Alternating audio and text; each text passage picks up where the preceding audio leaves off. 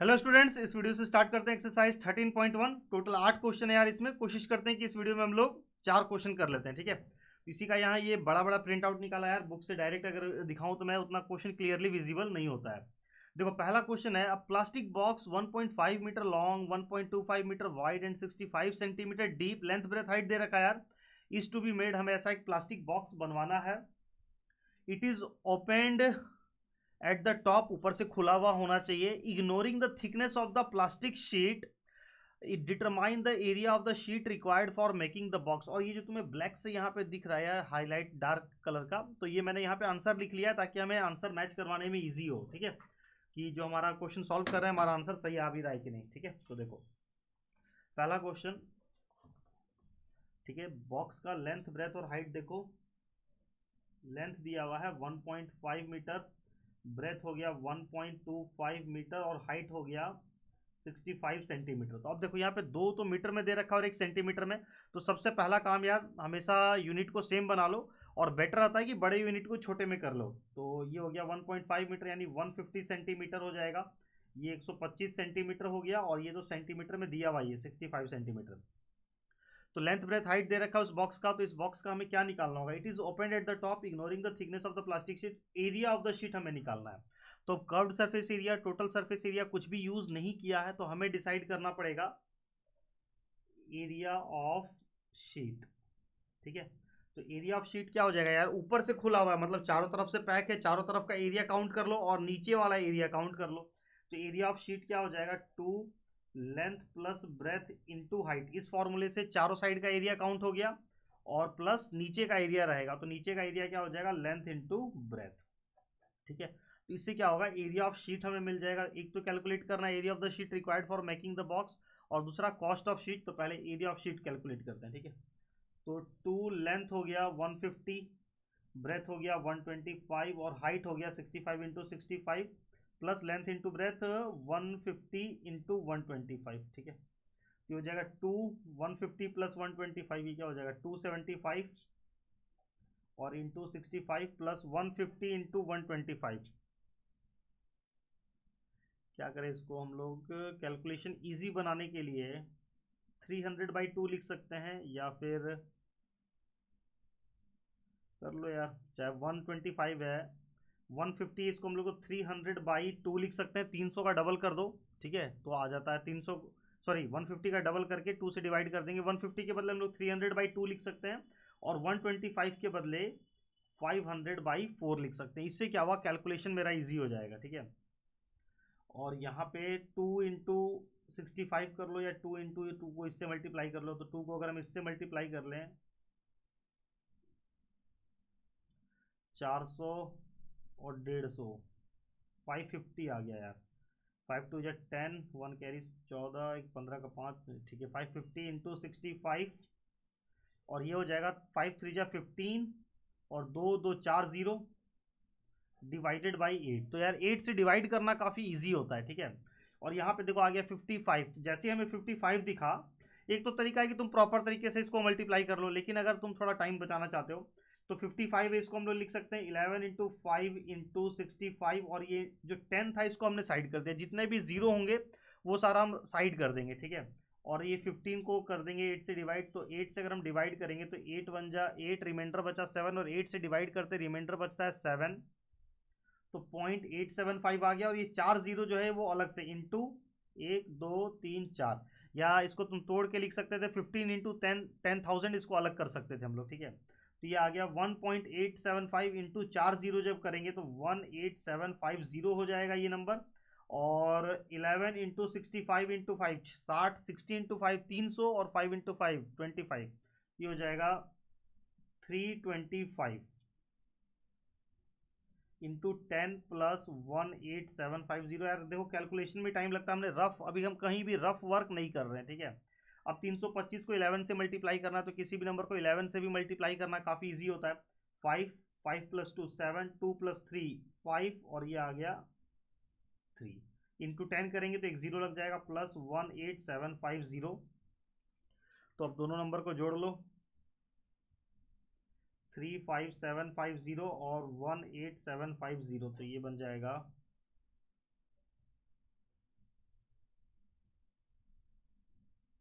54500, तो ये आ गया दोनों का सम 54500 सेंटीमीटर स्क्वायर में आया ये, ठीक है ना।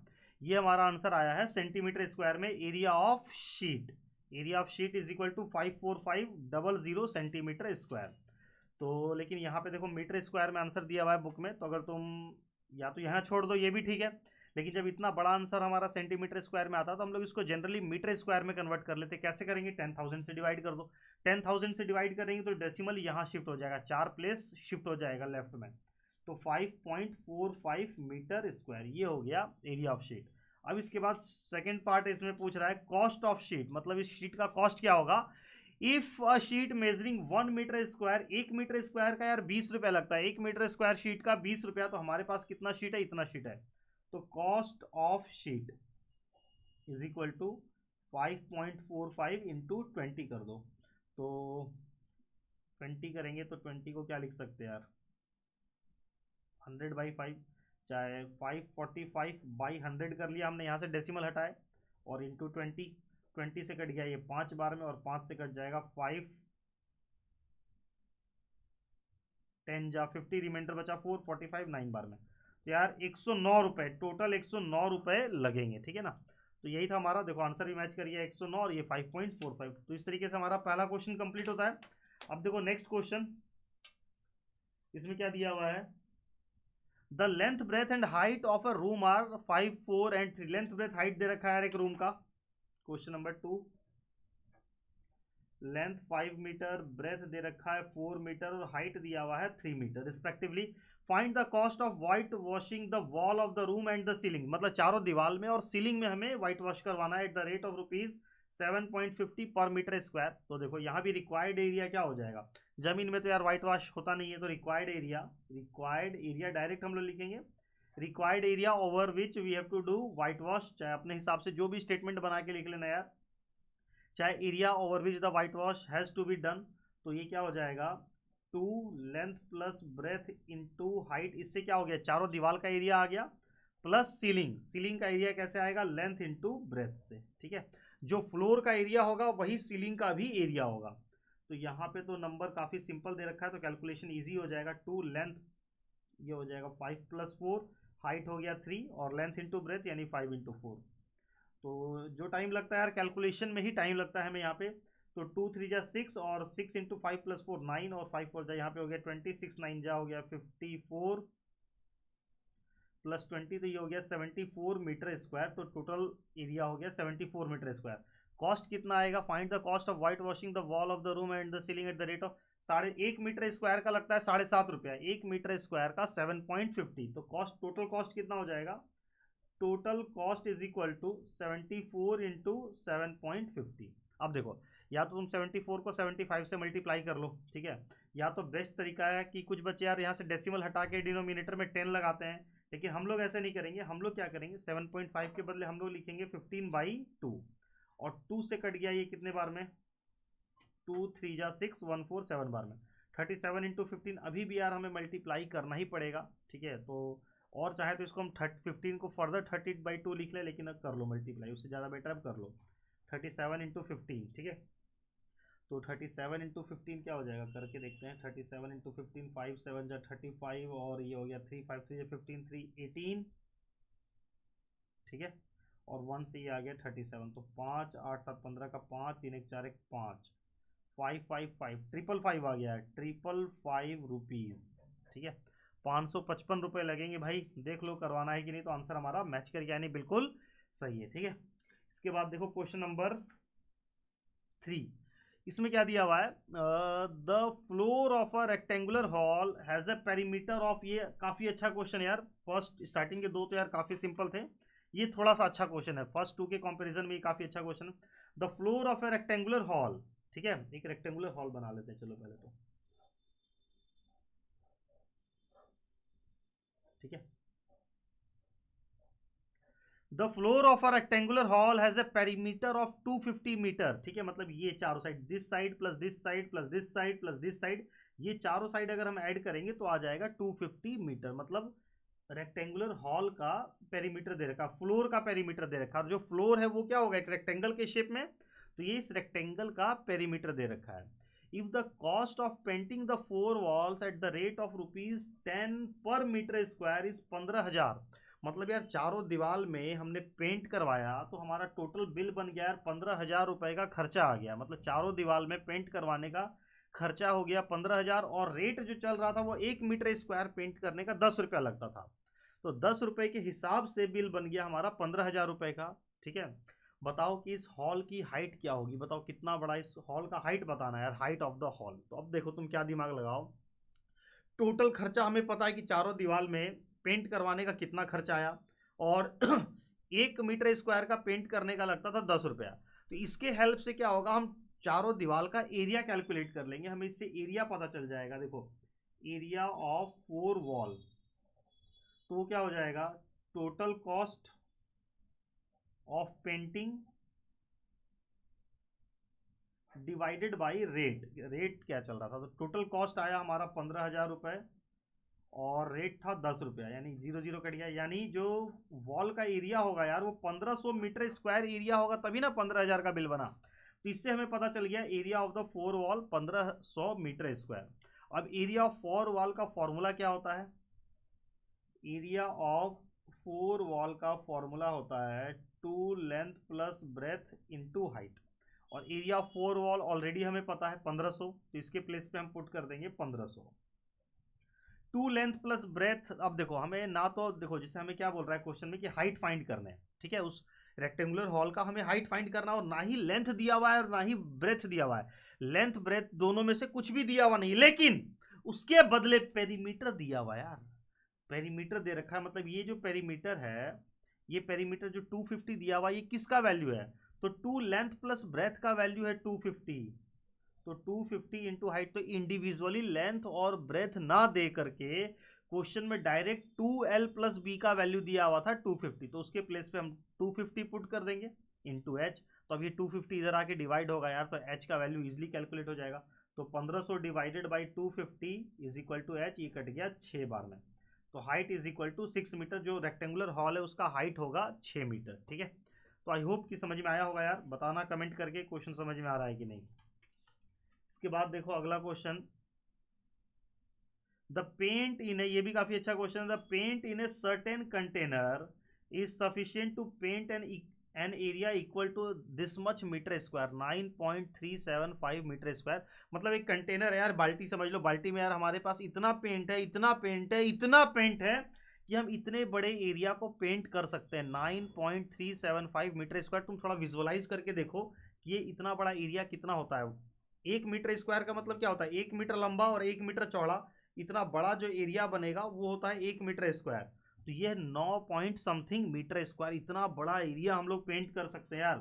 तो इतने बड़े एरिया में अगर हम एक एक ब्रिक डुबोएं, उस बाल्टी में एक ब्रिक डुबाया, ब्रिक निकाल दिया, फिर दूसरा ब्रिक डुबाया, ब्रिक निकाल दिया, तीसरा ब्रिक डुबाया, ब्रिक निकाल दिया, तो इस तरीके से करके हम लोग कितने ब्रिक को पेंट कर सकते हैं, how many brick of dimension, एक ईंट का डायमेंशन दे रखा है, कितनी ऐसी ईंट हम लोग पेंट कर सकते हैं। तो सबसे पहला काम तो तुम एक ईंट का ये एरिया निकाल लो, ये टोटल सरफेस एरिया जो ब्रिक है उसका डायमेंशन क्वेश्चन नंबर 4। ठीक है, ब्रिक का जो लेंथ है वो 22.5 दे रखा है, ब्रेथ दे रखा है 10 सेंटीमीटर, सब कुछ सेंटीमीटर में दिया हुआ है, और हाइट दिया हुआ है 7.5 सेंटीमीटर। तो टोटल सरफेस एरिया जब ब्रिक में पेंट करेंगे तो यार ब्रिक में तो हमें चारों तरफ पेंट करना है, तो TSA ऑफ 1 ब्रिक, ठीक है, तो 2LB plus BH plus LH। ठीक है, तो ये हो गया 2 length into breadth 22.5 into 10 plus 10 into 7.5 plus length 7.5 into 22.5। तो अब देख रहे हो काफ़ी कॉम्प्लिकेटेड कैलकुलेशन लग रहा है यहाँ पे। तो 22.5 इंटू 10 ये तो ईजी है, चलो ये तो हो गया 225, और 10 इंटू 7 ये भी हो गया 75। अब देखो यहाँ पे अगर हम कैलकुलेशन करेंगे तो 3 डिजिट के नंबर को हमें 2 डिजिट से मल्टीप्लाई करना है। एक तो तरीका है कि तुम कर लो, लेकिन हम ऐसे नहीं करते यार। 7.5 दिखा, हम इसको लिखेंगे 15/2, और 22.5 दिखा, इसको हम लिखेंगे 45/2। ठीक है, हम डबल करके आधा कर लेते हैं यार, जब भी स्पेशली जब 0.5 मिले। ठीक है, हर जगह नहीं होगा, अब 0.4 रहता तब हम ऐसे नहीं कर सकते थे। तो अब ये हो गया 2 225 और 75, ये तो बन गया 300, और 15 इंटू 45 को मल्टीप्लाई करना फिर भी इसके कंपेयर में ज़्यादा ईजी है यार। यहाँ पे इन दोनों को मल्टीप्लाई करते उससे बेटर ये है। तो 45 इंटू 15, तो 45 इंटू 15 करना है। तो 15 से कैसे मल्टीप्लाई करते हैं, देखो इंटू 10 कर लो और इंटू 5 कर लो। तो इंटू 10 तो हम ओरली कर लिए, देखो 45 इंटू 15 क्या हो गया 450, और 45 इंटू 5, 45 किसी भी नंबर को 5 से मल्टीप्लाई करना कैसे करते हैं यार, उसका जो 10 से मल्टीप्लाई आया उसको आधा कर दो। तो 45 इंटू 5 क्या हो जाएगा 450 का आधा 225, तो 5 6 7 4 875। तो 45 इंटू 15 हो गया 875, 875 और 2 इंटू 2 ये बन गया 4। तो अब यहाँ पे इसको डिवाइड कर देते हैं 4 से। 4 2 जा 8, 4 1 जा 4, रिमाइंडर बचा 35, 4 8 जा 32, रिमाइंडर बचा 3, तो 0.75 आ गया। तो ये हो गया 2 और 300 और 218, तो ये बन जाएगा 518.75, ये आ गया total surface area of one brick. और 518 का डबल कर देंगे तो ये हो जाएगा 1036, 1037.5, ठीक है ना। 518 का डबल तो 1036 और 0.75 बन जाएगा 1.5, तो ये ऐड होके बन गया। तो इस तरीके से तुम थोड़ा सा अगर ओरली कैलकुलेशन मन में कर पाओगे तो तुम्हारा बहुत फर्क पड़ जाएगा यार। तो ये इतना सेंटीमीटर स्क्वायर ये आ गया। अच्छा, मेरे से अगर कहीं कैलकुलेशन में एक सिंगल भी मिस्टेक हुआ होगा तो आगे फिर गड़बड़ हो जाएगा पूरा, ठीक है। तो ये आ गया total surface area of one brick. अब देखो कितने ब्रिक को हम लोग पेंट कर सकते हैं, how many brick of dimension this can be painted out of this container. तो नंबर ऑफ ब्रिक या सिंपली निकाल लेते हैं नंबर ऑफ ब्रिक।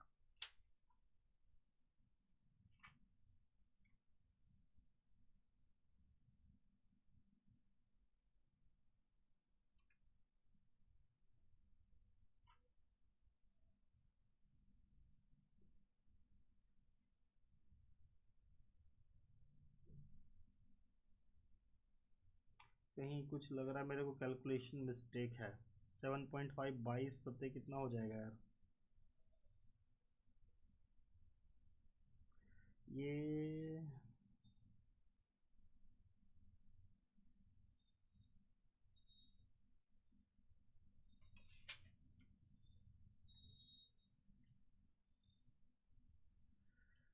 एक सेकंड,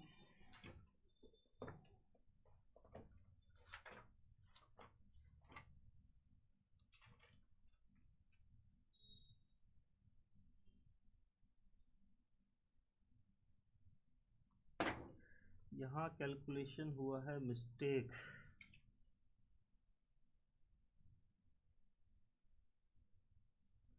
फिफ्टीन इंटू 45, 400,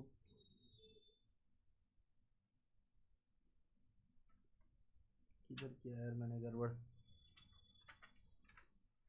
और देखो यहाँ पे यार मिस्टेक हो गया, देखो ऐड करने में 4 2 6 होता है, ये 675 होता है यार, ठीक है। यहाँ पे होता 675/4, ठीक है। तो 4 से कट करेंगे तो 4 1 जा 4, रिमाइंडर बचा 27, रिमाइंडर बचा 27, तो 4 6 जा 24, रिमाइंडर बचा 3 35, तो 4 8 जा 32, रिमाइंडर बचा 3, तो 0.75 ये आ जाएगा 168.75। तो ये हो जाएगा 2 इंटू 300 प्लस 168, तो ये बन जाएगा 468.75, ठीक है। और अब इसको 2 से मल्टीप्लाई कर दो, 468.75 इंटू 2, 468.75 इंटू 2, तो ये हो जाएगा 75 दूनी 150, 1 कैरी 4 2 8 या 16 और एक 17 का 7, एक 6 दूनी 12, एक 13 का 3, एक 8 4 दूनी 8 और एक 9, ये हो गया 937.50, 937.50 सेंटीमीटर स्क्वायर, ये आ गया एरिया ऑफ वन ब्रिक, ठीक है ना। एरिया ऑफ वन ब्रिक, ये मिस्टेक हो गया यार। तो एरिया ऑफ वन ब्रिक ये होगा। अब एरिया ऑफ वन ब्रिक हमें पता चल गया, तो अब कितने ब्रिक को हम पेंट कर सकते हैं। देखो हमारे पास कितना पेंट है इतना, लेकिन ये जो पेंट है वो मीटर स्क्वायर में दिया हुआ है। तो पेंट अवेलेबल हमारे पास कितना पेंट अवेलेबल है,